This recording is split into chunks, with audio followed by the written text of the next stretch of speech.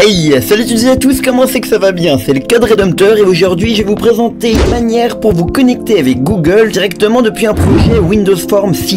Donc si le résultat escompté c'est ce genre d'interface là qui va directement vous rediriger dans votre application avec la confirmation que vous êtes bel et bien connecté, ben vous êtes au bon endroit. Dans cette vidéo je vais pas vous montrer comment le faire pour le lier à une base de données, mais d'autres vidéos dans ma chaîne vous montrent comment lier une base de données à C#. Donc il suffit juste de faire un lien avec l'ID que vous récupérez en vous connectant avec votre compte. Donc voilà, petite démonstration, donc on a le petit Windows Form basique comme pas possible, donc on fait connexion Google, ça ouvre directement la page de connexion, donc ensuite vous cliquez sur votre compte, ça vous redirige directement sur cette page là et vous sélectionnez le compte associé, ça va directement vous proposer de continuer avec l'application, on fait continuer et là on a une petite page qui indique qu'on a bien reçu un message de vérification, donc on peut fermer cette page là et voilà, donc connexion réussie, ça met le nom de l'email qui s'est connecté et ça marque l'idée associée au compte. Ok, déjà avant de commencer la vidéo, si ce projet vous intéresse, n'hésitez pas à vous abonner, liker, partager la vidéo.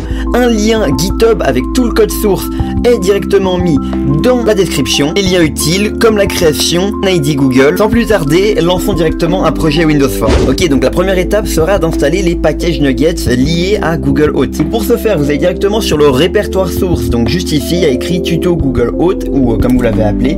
Donc là, vous faites clic droit. Ensuite, vous allez dans gérer les packages nuggets. Vous cliquez là, ça va directement vous ouvrir une page sur la gauche. Et ici directement on va aller ajouter les packages associés. Dans notre cas on est par défaut sur installer, mais il faut aller dans parcourir. Donc vous cliquez sur parcourir et on va rentrer directement google.api.auth. Donc là ça va être la première bibliothèque à installer. En passant il faut mettre le petit S à API pour bien trouver celui qu'on cherche. Donc là on fait chercher et là on a Google API.auth. Donc directement vous allez vers la droite et vous pouvez installer. Donc vous installez là, vous acceptez les conditions et on enchaîne directement avec le deuxième à installer qui est donc le auth2.v2. Hop là. Donc là on prend le deuxième, il est normalement juste ici, il y a une petite erreur. C'est auth, voilà, il faut un petit O devant. Donc voilà, on fait ça. Normalement ça devrait le trouver, voilà, il est juste ici. On fait pareil, on installe, on applique et c'est bueno. Donc là on fait le petit ajout d'une dernière bibliothèque. Donc là ça va être Microsoft.extension.configuration qui va servir en fait à mettre de manière cachée dans l'application les credentials, donc ce dont vous utilisez pour vous connecter avec Google API. C'est pas extension avec un T, my bad, c'est avec un petit S. Donc là on fait Enter et magnifique, il apparaît juste ici. Donc on fait encore une fois installer. En passant, je fais le projet sur la version 9 de .NET, mais normalement vous pouvez le faire sur la version 8 sans aucun problème. Donc là on peut vérifier, voilà, 8 est toujours présent ici, donc vous pouvez l'utiliser. Donc maintenant on va passer à l'étape suivante qui est donc la création des credentials secrets. Donc maintenant pour créer l'identifiant, vous allez directement taper Google Cloud. Vous tapez Google Cloud, vous avez directement Google Cloud Console qui se trouve juste ici. Donc vous cliquez, une fois sur cette page ici, vous cliquez directement encore une fois sur API et services. Donc ça va directement vous ouvrir des onglets sur le côté et à côté de là on a identifiant. Donc vous cliquez sur identifiant. Dans cette page il y a toutes mes API que je ne peux pas vous montrer parce que c'est privé, c'est un peu des mots de passe si vous voulez. Donc on va directement créer un nouvel ID Auth comme vous pouvez le voir ici. Donc vous allez dans créer des identifiants juste au-dessus, vous faites créer un nouvel ID Auth, donc vous cliquez là, vous choisissez le type d'application. Donc là on va mettre application de bureau, voilà, on sélectionne ça. On va ensuite choisir un nom, donc pour notre cas ça va être tuto YouTube, peu importe. Donc là on fait créer, voilà, je peux vous montrer mon ID client et mon code secret du client parce qu'à la fin de la vidéo je l'aurais supprimé, il faudra faire le vôtre. Donc là on peut soit télécharger en format JSON, soit directement copier-coller. Ok, donc on est de retour dans le projet et maintenant il faut les mettre quelque part, ces identifiants et le client secret. Donc là vous allez directement dans le répertoire source, toujours en haut à droite, là où il y a le nom de votre projet, vous faites clic droit, ajouter les clients secrets. Vous allez sur gérer les données secrets de l'utilisateur. Donc là on va dire voulez-vous installer le package, vous faites oui. Ça va directement vous ouvrir une page comme ça, une page blanche avec juste deux petites accolades. Voilà, et donc maintenant vous allez directement mettre sous cette forme là, donc à l'intérieur des crochets vous mettez bien le guillemets authentification, crochet, vous mettez encore une fois des guillemets, Google, des crochets, les guillemets et vous mettez vos deux idées identifiantes. Donc à l'intérieur de ces petites accolades, vous mettez le client ID, vous le copiez juste ici et vous faites pareil pour le client secret et vous le mettez. Donc là on a configuré les informations cachées de votre projet, donc on peut directement se retrouver retrouver dans le fond. Donc vous faites clic droit, afficher le code, magnifique. Donc là on se retrouve directement dans la page de code principal de votre projet. Ok, bon, par défaut j'ai fait un petit form comme je vous l'ai montré au début de vidéo. Donc si vous voulez le copier, je vous le montre juste ici. Sinon vous pouvez juste copier-coller comme je vous l'ai dit en description. Il y a le GitHub, vous clonez et vous avez directement toute l'interface minimaliste, mais vous faites celle que vous voulez. Là je vais vous montrer comment faire la connexion, c'est pas très important. Donc voilà, on a tout ici qui est paramétré niveau du visuel. Donc voilà, là on a le visuel. Ok, donc directement on va commencer par mettre les variables liées à la configuration hôte. Donc là ce qu'on va faire c'est un private et un read only parce qu'on va pas le modifier de e-configuration, donc une interface pour la configuration liée à hôte. Donc là on va juste l'appeler configuration, voilà, on va pas se compliquer la vie, on met le petit virgule point. Une fois que c'est fait, on va rajouter une nouvelle variable. Cette fois-ci, ça va être celle qui va servir à récupérer le Google Client ID. Donc là, vous faites un private read only encore une fois, parce qu'on va juste récupérer. Donc il faut juste read string. Et là, vous faites Google Client ID. Donc vous le rappelez. Donc comme vous le savez, une variable, peu importe le nom, tant que vous l'utilisez de la bonne manière, c'est pas important. Donc vous pouvez faire des fautes d'orthographe tant que vous êtes consistant. Donc là on fait un read only, encore une fois string, mais cette fois-ci pour le Google Client Secret, comme c'est directement complété de toute beauté. Donc là on peut directement ajouter une dernière petite variable, mais cette fois-ci c'est pas pour la gestion de hôte, mais plutôt pour l'interface, pour afficher le fait qu'on est connecté ou non. Donc là je vais juste l'ajouter parce que j'ai oublié, donc on va faire un private bool. Donc cette fois-ci c'est pas du read only, on peut le modifier. Is connected. Et on va le mettre égal à false par défaut, parce que par défaut on ne sera pas connecté, logique. Alors une fois qu'on est ici, on va directement aller dans le form, donc dans le constructeur de la page. Le constructeur c'est ce qu'on initialise au début d'une classe pour l'utiliser. Donc on va directement commencer par créer le builder, donc c'est ce qui va servir à configurer la connexion au service Google en local. Dans notre cas c'est en local, mais dès que vous le publierez vous pouvez le faire évidemment online. Donc on va commencer par charger la configuration, donc on fait un petit var, donc var c'est pour les variables locales, donc local à un constructeur ou à une fonction. Donc là on fait est égal new configuration, qui dit new configuration builder. Donc là on ouvre les petites parenthèses, on ouvre les crochets pardon.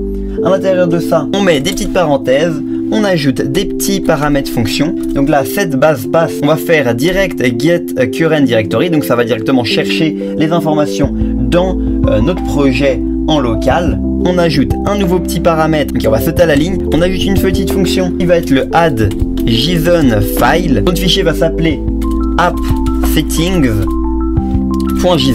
donc c'est le fichier secret, et il prend un petit paramètre qui est le optional et ça va être true. Voilà, par défaut il sera à true. Et on va rajouter un dernier petit truc dans la fonction, c'est le add user secret. On ouvre forme en paramètres, forme 1, et on ferme les parenthèses. Voilà. Donc là, on a configuré le builder, c'est magnifique. Maintenant, il faut le construire. Donc, on va le construire grâce à l'interface qu'on a déclarée plus haut. Donc là, on fait le petit configuration est égal builder build. Donc, on vient de builder la configuration. On l'a mis en forme, on l'a activé en guillemets. Ok, donc maintenant, on va passer à l'étape de donner des informations à notre Google Client ID, notre Google Client Secret. Donc là, on fait un Google, on va directement copier juste ici. Voilà, on va directement copier juste ici. On le met juste là. On fait un petit est égal configuration. On ouvre les accolades et on met authentification. Google Client ID. Donc ça va servir à récupérer le paramètre qu'on avait déclaré dans les user secrets. Là on met virgule point et on va faire pareil avec l'autre, donc Google Client Secret, on comprend, on le met juste ici et on fait un égal configuration. En fait on peut copier plus ou moins toute la ligne ici, sauf qu'on va modifier le contenu de la toute fin.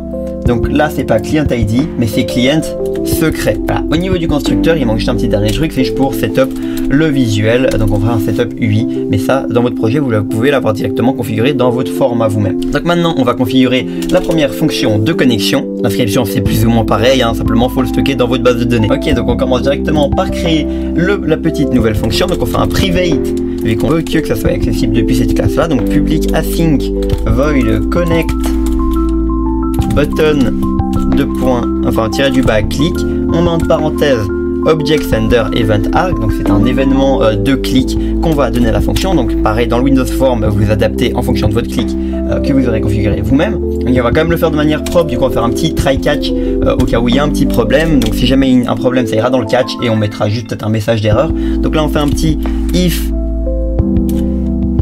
connected, donc si jamais il est connecté, alors on peut activer, on peut désactiver pardon, le bouton de connexion, logique vu qu'on veut que le bouton de connexion soit activé. Donc là on fait un enabled est égal à false, voilà, magnifique.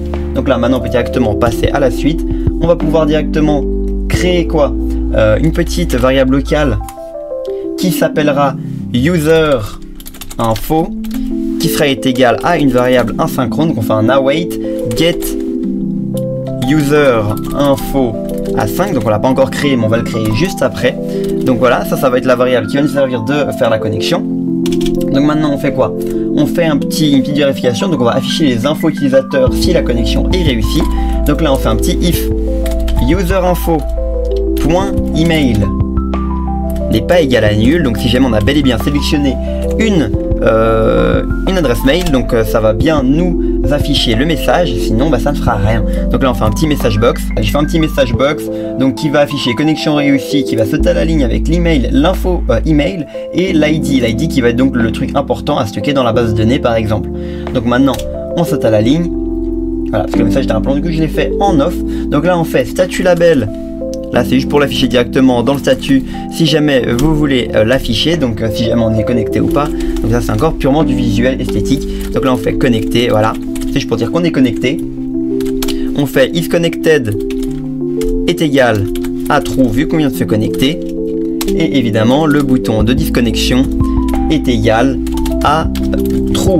Donc maintenant on accepte le fait qu'on puisse se déconnecter. Donc qu'est-ce qu'il faut quand on est déconnecté? Il faut évidemment créer une petite fonction. Donc déjà là il faut faire un petit catch. Donc le catch, bon on va même pas le remplir, voilà, parce qu'on va dire que ça passera dans tous les cas, c'est pas grave. Théoriquement ça devrait, vu que le code n'aura pas de problème. Donc là maintenant on va faire un petit private à 5 void disconnect button. Encore une fois c'est pour faire l'action du bouton. Donc là on fait encore un object sender virgule event tag et on met un petit e, voilà, magnifique. Et donc là on peut ouvrir les accolades et on va à la suite. Et encore une fois on fait un petit try, ça va être encore plus rapide que l'autre. Donc là on fait quoi? On fait un await thing out à 5 encore une fois. Donc là ça va être pour appeler une fonction asynchrone qui va juste nous servir à nous déconnecter. Donc là ce qu'on peut faire, là, dès qu'on aura appelé ça, ça nous déconnectera. Et on fera donc isConnected est égal à false. Encore une fois c'est juste pour le visuel. Donc on fait quoi? On fait connected button .enabled est égal à true. Et on fait quoi? On fait disconnected button.enabled est égal à false. Donc on le remet à l'état initial. On peut le faire évidemment de manière bien plus propre, mais là c'est juste pour une démonstration. Donc là on fait un status label.text est égal déconnecté. Voilà, déconnecté. Pardon, j'ai mis un 0. On met est égal, on ouvre les guillemets, non connecté. Voilà, magnifique. Le catch, on va rien mettre dedans, on part du principe qu'il n'y aura pas de problème. Voilà, on va faire comme avant. Et donc maintenant on va attaquer les fonctions les plus importantes. Donc là on fait la petite fonction de déconnexion parce qu'elle est rapide et donc on va la faire en premier. Donc là on fait un petit A5. Vu que ça va être des fonctions asynchrones, on va faire des tasks. Donc là on fait un petit signe, appelé comment? On l'a appelé sign out A5 pardon. On ouvre les petites parenthèses, on ouvre les petits crochets. Et à l'intérieur de ça, qu'est-ce qu'on va y mettre? C'est très simple, on fait un var data store est égal file data store. On fait tab pour que ça rajoute les using en haut de la page. Je vous les montrerai quand même au cas où après.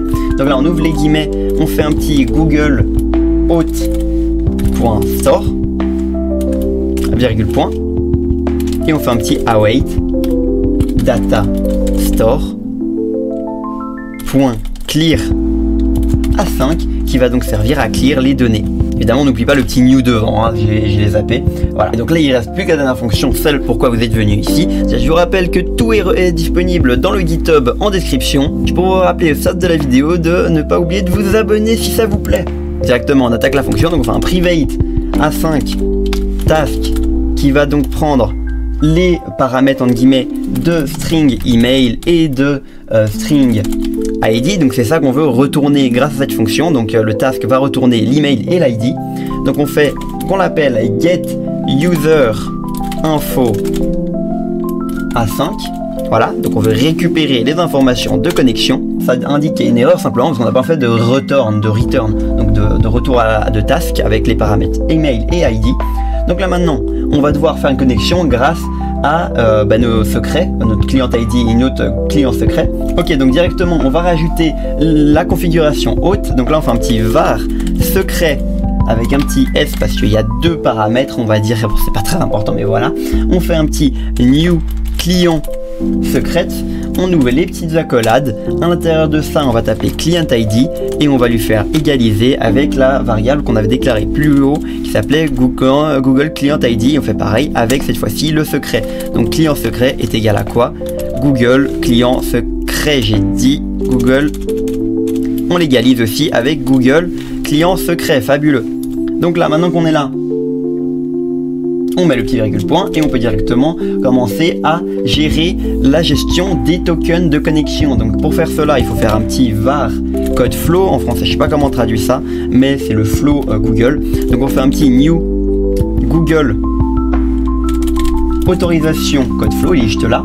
On ouvre les parenthèses et on va directement rajouter un petit new autorisation code flow point initializer. On ouvre des petites parenthèses qui à l'intérieur, on ouvre des petites accolades qui à l'intérieur on va configurer. Donc à l'intérieur on va configurer quoi? On va configurer le client secret. Donc client secret est égal secret, donc ce qu'on a configuré au-dessus, on les a mis ensemble, c'est justement pour cette partie-là. Ensuite de ça, on configure le scope. On fait donc un scope est égal new. On ouvre les crochets, on met les petites accolades et on fait un petit open ID, virgule. On met virgule, on ouvre les guillemets et on met directement l'URL de la Google API, donc userinfo.email, magnifique. Et on rajoute évidemment après ça le dernier paramètre de cette fonction qui est donc data store est égal à new file data store. Si vous vous rappelez bien, on l'a utilisé juste avant. Et on fait donc on ouvre les guillemets Google hôte.store et on met le petit virgule point à la toute fin. Et là je me rends compte juste qu'ici il faut mettre des petits crochets de tableau. Donc déjà on n'a plus de problème juste là. Et pourquoi une petite erreur ici? C'est parce que c'est pas autorisation code flow mais c'est Google autorisation code flow qu'il fallait mettre. Il pourrait y avoir une erreur ici parce qu'encore une fois c'est un new qu'il faut faire ici. Donc là on associe une nouvelle instance de Google autorisation flow, donc il faut faire le petit new. Donc maintenant on va aussi récupérer donc les credentials dans une variable. Donc là on fait un var credential est égal à await new autorisation code installed app, juste là, il est magnifique. Et à l'intérieur de ça, on va donc mettre le petit code flow qu'on a récupéré juste avant. Tout s'enchaîne, c'est magnifique. Virgule, new, local server code receiver. On va donc rajouter on va lui rajouter une petite fonction qui est donc autorisation async, en parenthèse user, virgule, cancellation token, point none. Donc là, on a configuré les credentials. Et donc maintenant, il manque la partie la plus simple, celle de fin. Donc là, on va faire un petit if credential n'est pas égal à nul. Alors, on ouvre les parenthèses et on ouvre les crochets. Donc là, on a ouvert les crochets, c'est fabuleux.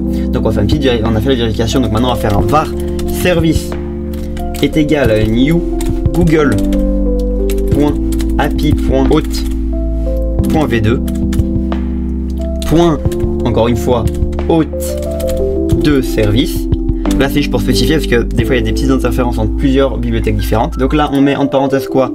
On met entre parenthèses base client, on met entre parenthèses new base client, on met entre parenthèses new google.api.service.base client service .initializer.